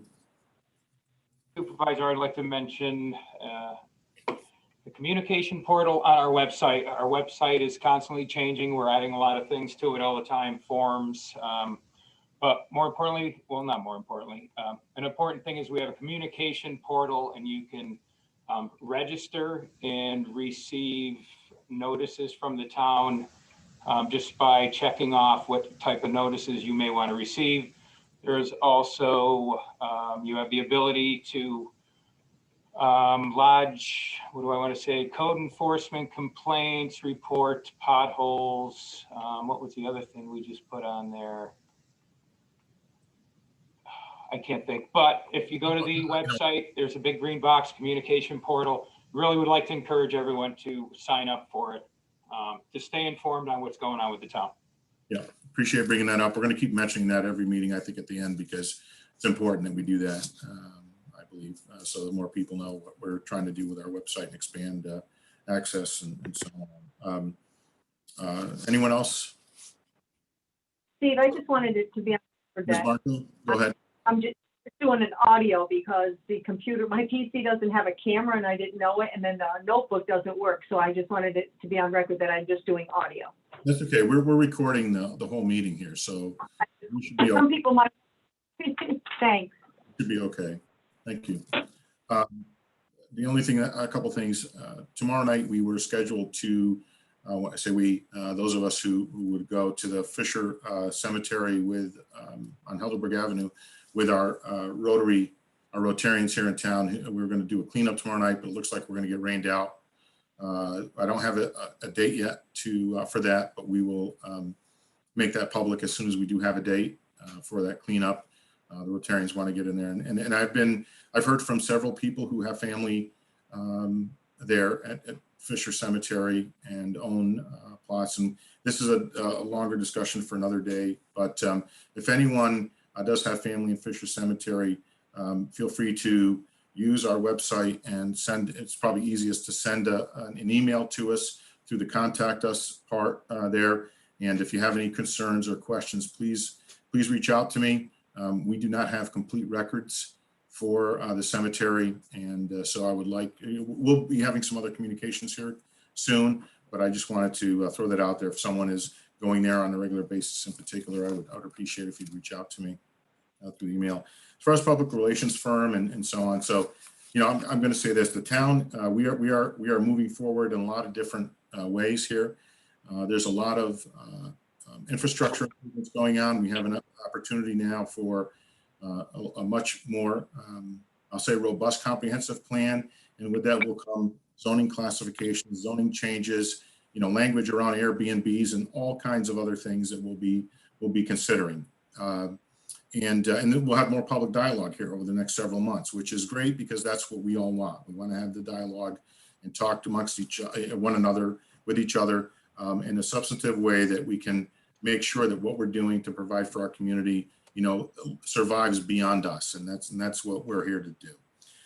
Also, they're constantly, I'll say, when I say speculation, I say that with a lowercase s. I hear from a lot of different people, things that people who want to come to town to do business here. I believe we're on the cusp of some great things for Schenectady County and for the town of Rotterdam, and that's all I can say.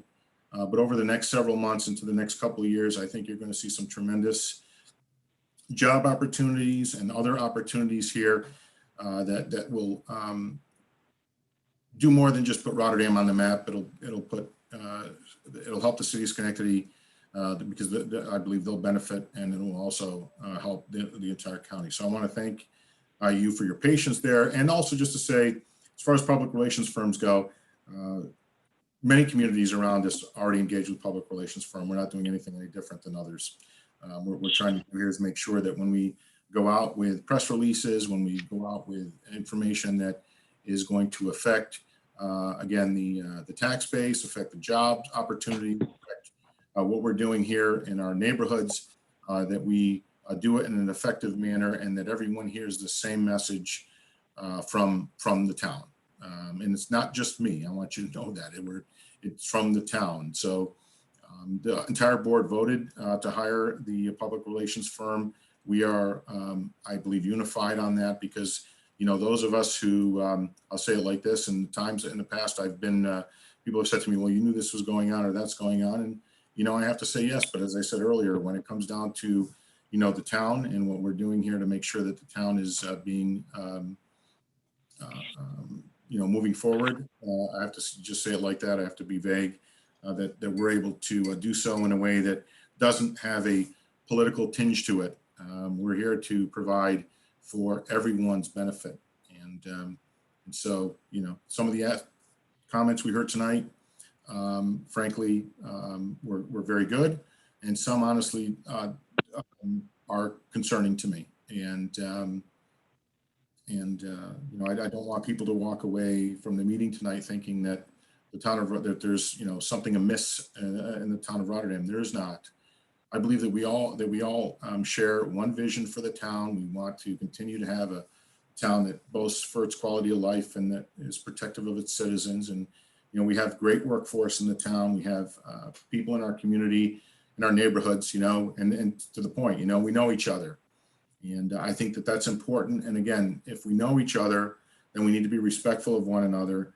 And again, it's hard to serve on the town board. It's hard to serve on some of these other boards that we have in the town because sometimes people misunderstand, I think, their role. And I know what my role is, and I want you to know as the supervisor here that if there's a reason that I don't communicate, there's a reason for that. And again, if somebody wants to correct that, they can, but I can't really do anything without legal counsel. So if we're going to move into a different direction here, we can do that in another format and not necessarily in a public forum like this. So I appreciate the comments this evening again from the board. And anyone else have anything under committee reports or miscellaneous? It's 9:09, and I think Mr. Signor should take his jacket off. Mr. Supervisor, I'll be brief. Back to the parks, cleanup day. So in regard to the PR firm, we did actually get, we had local news media down there because of the actions of our PR firm that they reached out to all the media stations and got us some coverage. We had Channel 10 that did a live interview. We had the Gazette that stopped down. And, you know, part of what the PR firm is going to do for us is help us communicate better with the residents and the surrounding areas. You know, as board members, I have heard, oh, we never know what's going on with the town. You know, find out things, social media, secondhand, whatever. So that is part of their role as well. Part of the role is to help us make sure we're compliant with social media, with our people, even myself and us, how we behave and what we put and should not put on social media. So I just wanted to make that point that we did get some benefits. Thanks. Yes, thank you very much. Thank you very much. Anyone else? I see Mr. Christie was getting ready. Mr. Supervisor, I make a motion, we adjourn. A second. Sue is asking for an adjournment. Is there a second, please? A second. Second by Mr. Signor. Okay, signify by saying aye. Ms. Miller Herrera, if you take yourself off mute. Signify by saying aye if you'd like to adjourn. Aye. Aye. Aye. Aye. Okay. Hearing no one in negative. Thank you all very much for attending the meeting this evening. And I know there was a couple of things that were hanging out there, and I will get back to folks on those couple of issues independently. Thank you very much this evening for attending our meeting. I appreciate your time. Thank you. Everyone who spoke.